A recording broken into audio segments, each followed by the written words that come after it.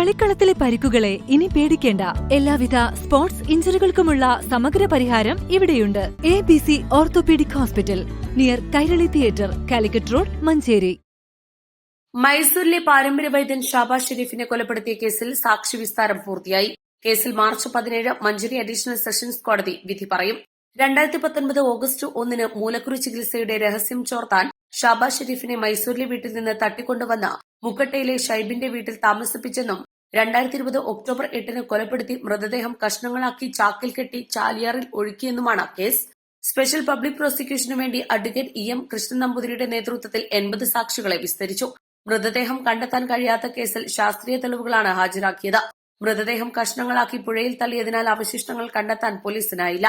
എന്നാൽ ഷൈബിൻ അഷ്റഫ് ഉപയോഗിച്ച കാറിൽ നിന്ന് ലഭിച്ച മുടി ഷാബാസ് ഷെരീഫിന്റേതാണെന്ന DNA പരിശോധനാ ഫലവും ഹാജരാക്കാനായി.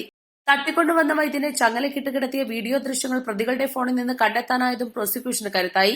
നിലമ്പൂർ മുക്കട്ട ഷൈബിൻ അഷ്റഫ്, ഷൈബിന്റെ മാനേജറായിരുന്ന വയനാട് സുൽത്താൻ ബത്തേരി കൈപ്പഞ്ചേരി സ്വദേശി പൊന്നക്കാരൻ ഷിഹാബുദ്ദീൻ, ഡ്രൈവർ നിലമ്പൂർ മുക്കട്ട നടുതൊടിക നിഷാദ്, വയനാട് കൈപ്പഞ്ചേരി തങ്ങളകത്ത് നൌഷാദ്, വൈദ്യനെ മൈസൂരിൽ നിന്ന് തട്ടിക്കൊണ്ടുവന്ന സംഘത്തിലെ ചന്തക്കുന്ന് കൂത്രാടൻ അജ്മൽ, പൂളക്കുളങ്ങര ഷബീബ് റഹ്മാൻ, വണ്ടൂർ പഴയവാണിയമ്പലം ചീര ഷഫീഖ്, ചന്തക്കുന്ന് ചാരക്കുളം കാപ്പുമുഖത്ത് അബ്ദുൾ വാഹിദ്, ഷൈബിൻ അഷ്റഫിന്റെ ഭാര്യ ഫസ്ന എന്നിവരാണ് റിമാൻഡിലുള്ള പ്രതികൾ.